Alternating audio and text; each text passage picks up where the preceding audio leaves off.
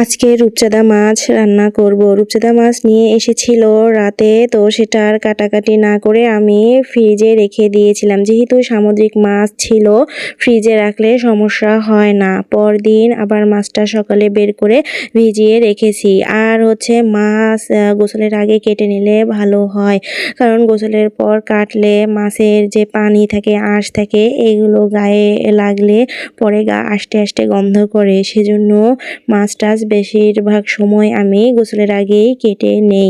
আজকেও সেটাই করেছি। গোসলের আগে মাছটা সুন্দর করে কেটে ধুয়ে পরিষ্কার করে নিচ্ছি। রূপচাঁদা মাছ এর আগে আমি কখনো খাইনি, আজকে প্রথম খাবো। শুধু নাম শুনেছি আর ফোনেও দেখেছি, কিন্তু আসলে বাস্তবে কখনো দেখি নাই আর কখনো খাইনি। আজকে প্রথম আমি রূপচাঁদা মাছ খাবো। ছোট ছোট রূপচাঁদা মাছ পাওয়া যায়, সেগুলো অবশ্য খেয়েছি। সেগুলোতে অনেক কাঁটা থাকে, তেলে ভেজে তারপর খেতে হয়। তো খেয়েছিলাম ওই ছোট রূপচাঁদা মাছ। আর এই বড় রূপচাঁদা মাছ আজকে আমি প্রথম খাবো। তো রাতের জন্য আজকে আমি রান্না বান্না করছি।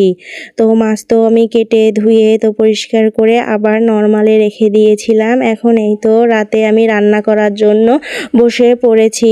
বেশি করে একটু মশলাপাতি কষিয়ে নিয়েছি, মাছটা দিয়েছি, ধনেপাতা দিয়ে দিচ্ছি। এগুলো আমাদের এলাকায় বিলেতি ধনিয়া পাতা বলে, আর অন্য এলাকায় কি বলে সেটা তো জানি না।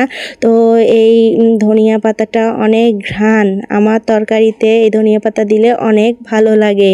তো আমাদের আবার অনেক আছে এই ধনিয়া পাতার গাছ, তো সেখান থেকে কয়েকটা তুলে নিয়ে এসে মাছের মধ্যে দিয়ে দিয়েছি। মাছটা তো হয়ে গেছে, এখন নামিয়ে রেখেছি। তারপর একটা শাক রান্না করব। এই শাকটা যে আমার এত পছন্দ, খুব ভালো লাগে।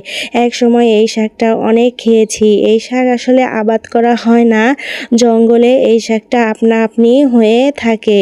তো এক সময় আমরা প্রচুর খেতাম, এখন তো এই শাক পাওয়াই যায় না। অনেক খোঁজাখুঁজির পর আজকে একটু পেয়েছি, তো সেটাই নিয়ে এসেছি। বিকালের দিকে আবার বসে বসে বেছেছি।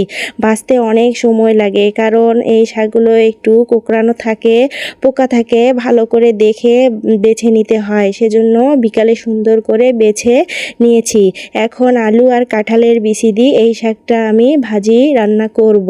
তো এই শাকটা আমাদের গ্রামে ঢেঁকি শাক বলে, অন্য এলাকায় কি নামে চেনে সেটা জানি না। তো আমাদের এলাকায় এটাকে ঢেঁকি শাক বলে।